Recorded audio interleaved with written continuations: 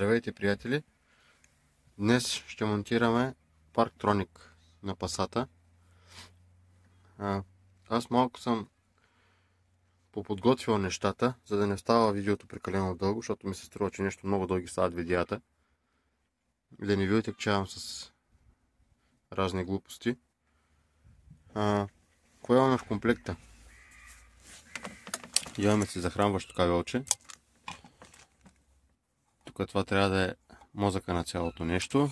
Съответно 4 датчика или сензора, както искате така им казвайте.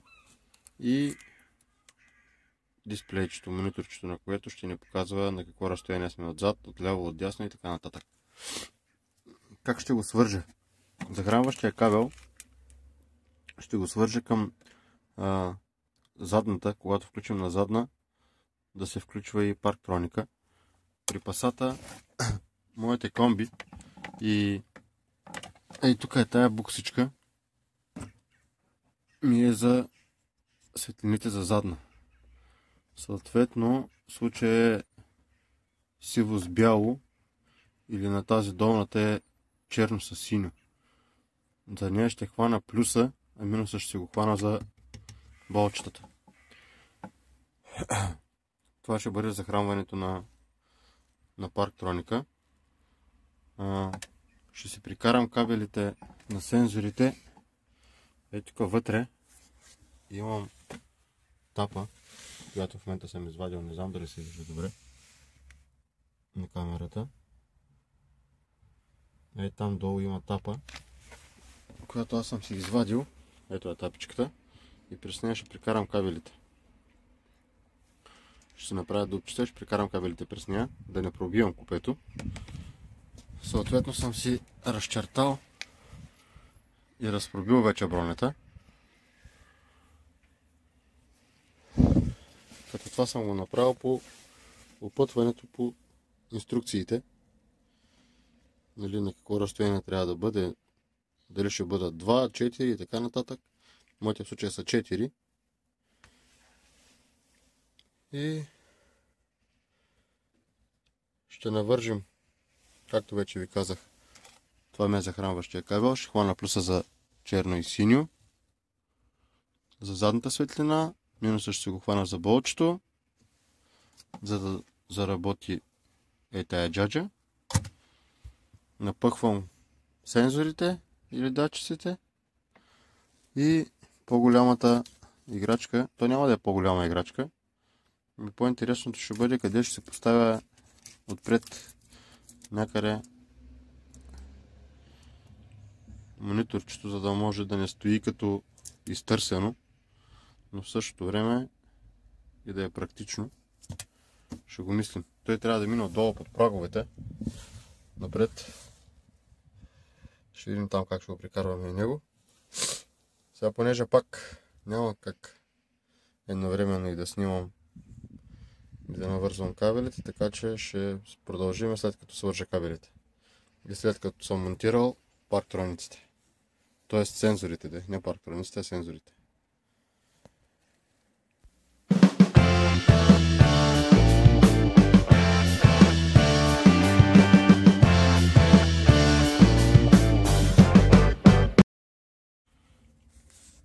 Монтирахме, свързахме кабелите.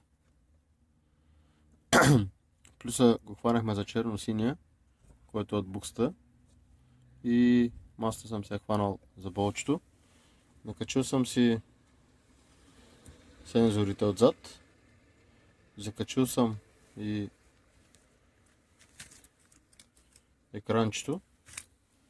И с двойно залепващото ще го залепя и там вътре. Да не заема място и да не се мандахерца назад-напред. И след това преминаваме напред да видим къде ще сложим дисплейчето.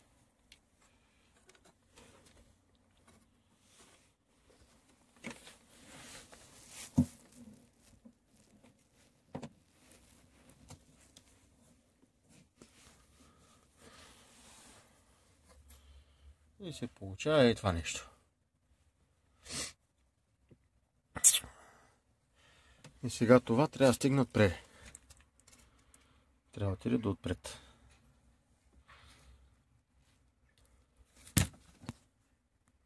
Прикарах кабела долу под праговете. Тук покрай таблото отзад. И залепих екранчето ей там. И като включиме назад, да можем да виждаме на какво разстояние сме от съответното препятствие или там каквото има зад нас. Ако това видео ви е било интересно, полезно, ударете камбанката, за да получавате известия всеки път, щом кача нови видеа, и се абонирайте за канала. И това е, приятели. Видеото, което беше свързано с допълнителния релета за фаровете, съм го свалил, защото колкото беше харесвано, толкова беше и критикувано това видео. Едни казваха, че така не се прави, това не е правилно, монтажът е абсолютно грешен. Други му се кефеха и му се радваха. Но аз самия се уча в движение. Имах възможността да поговоря с човек, който наистина разбира от тези неща. Обясни ми как точно трябва да се направи, откъде точно трябва да се вземе захранване за релетата. И очаквайте съвсем скоро да направя ново видео за монтажа на релетата. Конкретно на този автомобил говорим. Ония монтаж, който бях качил, беше някакъв, универсален. Казвам универсален, защото беше лесен за монтиране на всички видове автомобили. Но доколко е правилен или грешен, не съм аз човека, който да каже. Не съм достатъчно компетентен. Но конкретно за Volkswagen Passat B4 ще направя видео за монтажа на релетата. Поел съм ангажимент. И очаквайте съвсем скоро ново видео с това как да се монтират релета на Volkswagen Passat B4. Ако пак казвам ви е полезно и интересно, абонирайте се за канала и ударете камбанката. До скоро, приятели!